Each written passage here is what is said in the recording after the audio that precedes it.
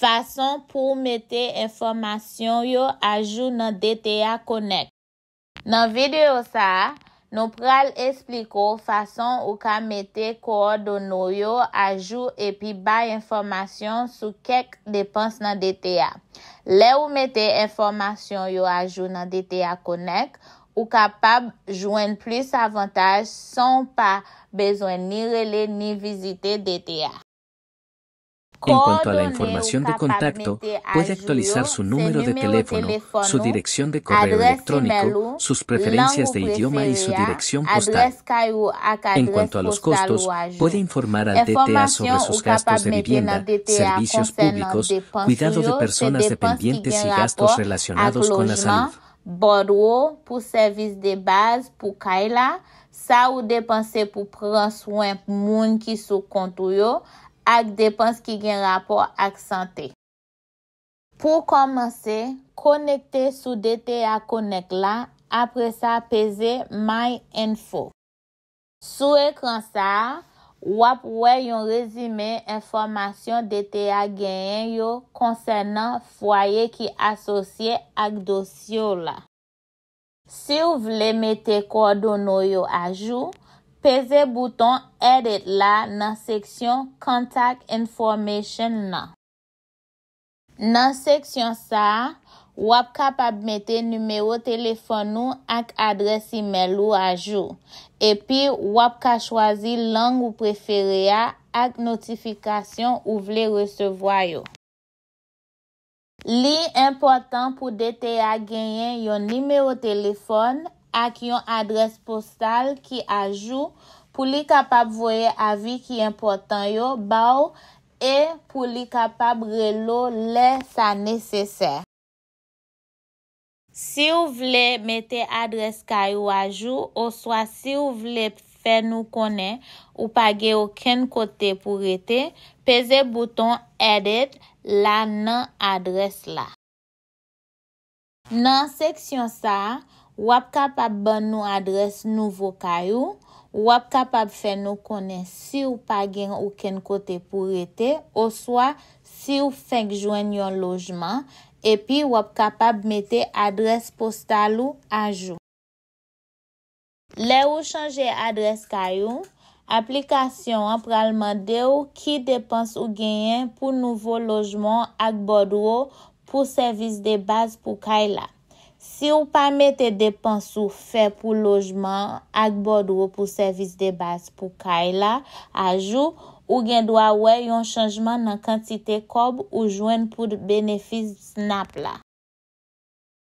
Si ou anik besoin rapporter yon changement dans adresse postale ou capable aller dans section sous adresse postale là et puis peser bouton Edit là.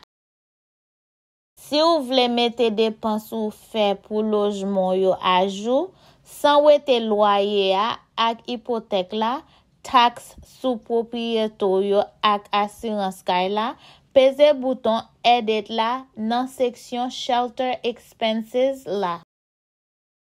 Si vous voulez mettre dépenses ou fait pour Bordeaux pour service de base pour kay la à jour, sans wete dépenses ou fait pour chauffage là, climatisé, courant, gaz là, ak service téléphone là, pesez bouton Edit là dans section Utility Cost là. Si vous voulez mettre dépenses ou fait pour prendre soin moun qui sous compte yo à jour, pesez bouton Plus là dans section Dependent Care Expenses là. Après ça, pesez Edit. Dans section ça, wap capable faire DTA connaître si ou gen dépenses pour prendre soin petit ou yo, par exemple dépenses pour babysitter, gâterie, transport ou soit service garde adulte qui handicapé la journée ak programme support pendant ou même ou soit yon moun qui nan kay la ap travail, ap chercher travail ou soit aller l'école. Si ou même ou soit yon moun nan kay la gen 60 l'année ou soit plus, Ou soit si yon nan nou jwen yon certification fédérale en tant que moun ki handicapé, wap wè yon section pour assurance santé ak dépenses médicales tout. Si ou vle mette information sa yo à jour, pese bouton plus la nan section Health Insurance and Medical Expenses la, après ça pese Edit. Si dépense totale ou fait chaque mois pour assurance santé ak dépense médicale yo plus passé $190, wap gen pou voye document pour prouver document vérification ou te fait toute dépense médicale sa yo pour recevoir yon déduction médicale qui pi wo.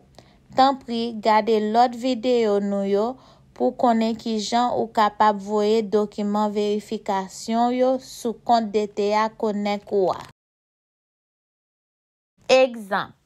N'a pran yon exemple et puis n'a mette à jour dépenses qui fait pour logement. Le ou pese edit, ou rive nan yon page qui montre sa ou te gen tan entre comme dépense et puis wap gen possibilité ajouter nouveau dépense qui fait pour logement.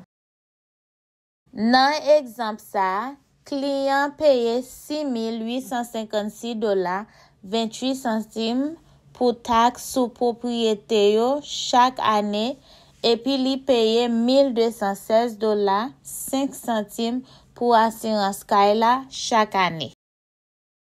Le ou pese add new housing cost, ou gen possibilité ajouter loyer ou, hypothèque ou, taxe sous propriété ou, assurance kayou ak frais pour association voisin lan.